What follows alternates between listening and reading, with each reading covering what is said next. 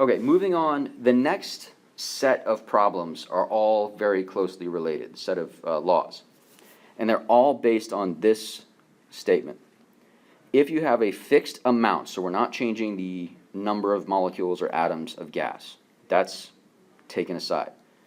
If you change any one of these three things, pressure, volume, or temperature, it has an effect on the other two. Now we're going to look at each pair individually, so pressure and volume, then volume and temperature, and then pressure and temperature.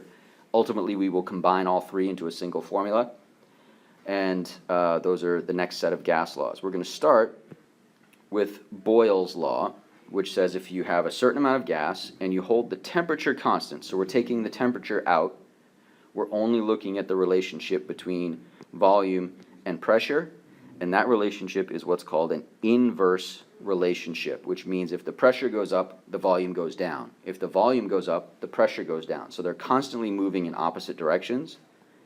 And the formula here is the starting pressure times the starting volume is equal to the final pressure times the final volume. So for these problems, you'll be given 3 out of the 4 numbers, and you'll have to solve for x, solve for the missing number. So for example, we're blowing a bubble with a volume, we're told it's a volume, of 0.75 liters. That's our starting volume, V1. As it goes from depth up to the surface, the pressure changes from the pressure. Okay, so our starting pressure is 2.25 atmospheres, and it changes to the final pressure of 1.03. That's our P2. What is V2? That's what we're missing. So what we're going to do here is plug in the numbers. We plug in the pressure, right? The starting pressure is 2.25 atmospheres. The starting volume, we said, was 0.75 liters.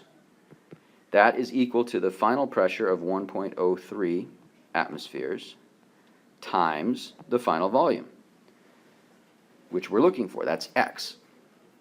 And so we would multiply the left-hand side together and then divide by 1.03 on both sides, and we end up with this equation. When we multiply 2.25 times 0.75, divide by 1.03, we get an answer of volume 2 being 1.6 liters. And it's important to note here that we said that volume and pressure go in opposite directions. So in this case, the pressure went from 2.25 to 1.03, so it went down.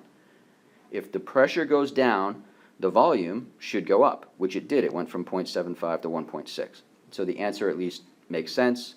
If you got an answer that was smaller, if the pressure went up and the volume also went up, that would tell you that something went wrong in your calculation.